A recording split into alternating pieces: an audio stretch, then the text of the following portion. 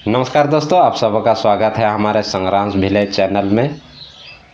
दोस्तों, मैं एक किसान का बेटा हूं और खेती किसानी का काम करता हूं और मैं एक छोटा किसान हूं और मेरी आर्थिक स्थिति अच्छी नहीं है। मैं तो एक छोटा किसान हूं, इसलिए मेरी आर्थिक स्थिति अच्छी नहीं है, लेकिन जो भी बड़े किसान हैं उनकी भी आर्थिक स्थिति अच्छी नहीं है। आए दिन देखने को मिलता है, सुनने को मिलता है, ये टीवी में या तो समाचार पत्रों में ये देखने सुनने को मिलता है कि ये किसान आत्महत्या करते हैं। तो हम और आप आइए मिलकर जानने की कोशिश करते हैं कि ये हम जैसे किसान लोग आत्महत्या क्यों करते हैं। किसान कर्ज लेकर खेती करता है और खेती करने के बाद वो भारी नुकसान में चला जाता है और नुकसान में जाने के बाद वो काफ़ी डिप्रेशन में आ जाता है और डिप्रेशन के बाद वो आत्महत्या जैसे कदम उठाने के लिए विवश हो जाता है। आइए दोस्तों, हम और आप मिलकर जानने की कोशिश करते हैं कि ये जो आत्महत्या होती है, किसानों की जो आत्महत्या होती है, उसके पीछे कारण क्या है और ये जो आत्महत्या किसान करते हैं उसका जिम्मेदार कौन है। इसके लिए खुद किसान जिम्मेदार है या सरकार जिम्मेदार है या प्रशासन जिम्मेदार है, कौन है।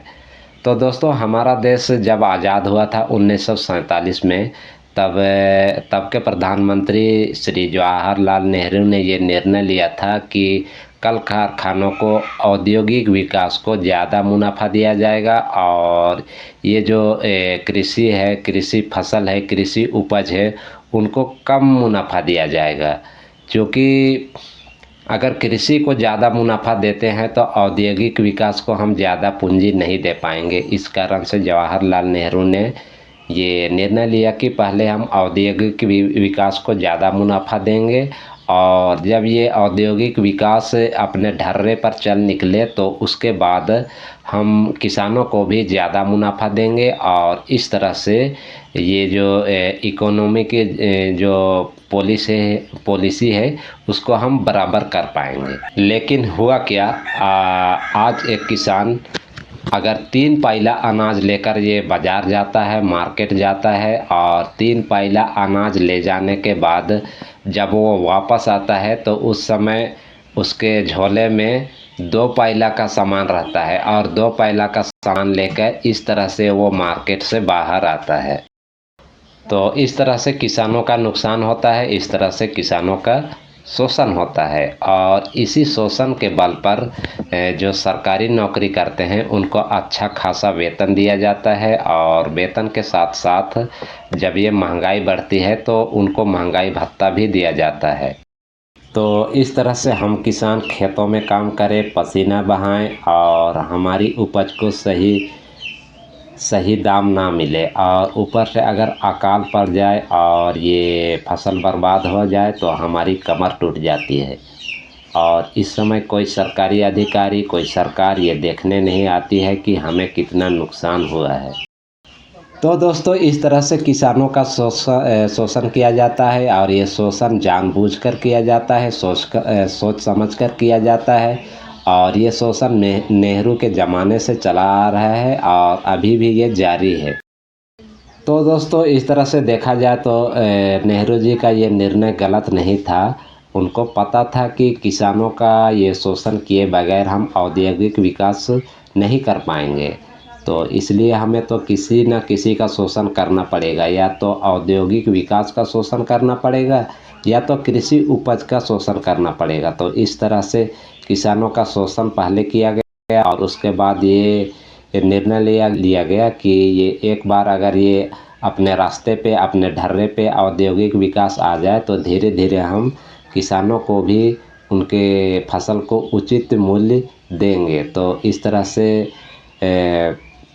किसानों का शोषण किए बगैर ये औद्योगिक विकास संभव नहीं था और गांधी जी को ये बिल्कुल मान नहीं था कि किसानों को नुकसान हो और किसानों का ये शोषण हो।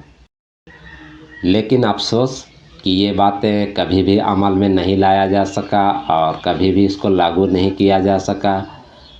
अगर दोस्तों महात्मा गांधी और 10 साल भी जिंदा रहते और ये किसानों की ये दुर्दशा देखते, ये स्थिति देखते तो उनको ये कभी ये बर्दाश्त नहीं होता। लेकिन महात्मा गांधी जी की हत्या कर दी गई और महात्मा गांधी जी की हत्या होने के बाद ये किसानों का भी ये आत्महत्या शुरू है और आज तक जारी है। और ये किसानों की शोषण ये एक सोची समझी चाल है और ये सोची समझी साजिश है और इस साजिश का हम और आप जैसे किसानों को पता भी नहीं है कि ये जानबूझकर ये साजिश के तहत किया जा रहा है और इस साजिश से हम बाहर आ सकते हैं। तो आइए दोस्तों, हम और आप मिलकर जानने की कोशिश करते हैं ये जो किसानों का शोषण है, ये जो किसानों का ये जो गलत नीति है, इससे क्या हमें कभी निजात मिल सकती है? तो इसका आंसर है मिल सकती है। पहले तो किसानों को ही ये पता नहीं है कि ये हमारा शोषण हो रहा है। जिस दिन किसानों को ये पता चलेगा कि हमारा शोषण हो रहा है और इस शोषण से हम बाहर आ सकते हैं और ये सोच जिस दिन किसानों के अंदर आएगा उस दिन से ये दरवाजे खुलने शुरू हो जाएंगे। दोस्तों, मनमोहन सिंह को इकोनॉमी का काफ़ी अच्छा जानकार माना जाता है। मनमोहन सिंह ने 2005 में स्वामीनाथन आयोग की रिपोर्ट बनवाई थी ताकि ये किसानों की स्थिति में सुधार किया जा सके।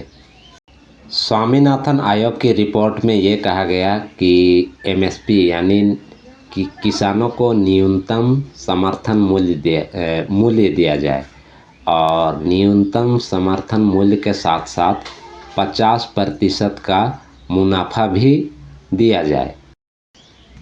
दोस्तों, मनमोहन सरकार ने स्वामीनाथन आयोग की रिपोर्ट तो बनवा ली लेकिन वो इसको कभी भी लागू नहीं कर पाई, अमल में नहीं ला पाई और उसके बाद किसानों की स्थिति जस के तस बनी रही और किसानों की स्थिति उससे भी ज़्यादा बदतर होने लगी। और उसके बाद आई 2014 में मोदी की सरकार। मोदी जी ने 2013 में चुनाव से पहले यह घोषणा की थी कि स्वामीनाथन की आयोग की जो रिपोर्ट है वो किसानों के हित में लागू किया जाएगा। और उसके बाद 2014 में ये मोदी की सरकार आई ये सत्ता में और सत्ता में आने के बाद भी वो स्वामीनाथन आयोग की रिपोर्ट को लागू नहीं की और उसके बाद किसानों की आत्महत्या की ये स्थिति अभी भी लगातार जारी है। तो दोस्तों, समस्या काफ़ी विकट है। तो इस विकट समस्या का समाधान क्या हो सकता है? तो इसके समाधान के लिए इकोनॉमी के जानकारों के अनुसार 2 उपाय बताया गया है। पहला उपाय है कि ये किसान उतना ही पैदावार करे जितना उसको ज़रूरत है और किसान ये सोचे कि मैं अपने खाने के लिए पैदावार करूँगा, मेरे परिवार के लिए पैदावार करूँगा और अगर ज़्यादा पैदावार हो भी जाती है तो उसको मैं किसी भी कीमत पर नहीं बेचूँगा।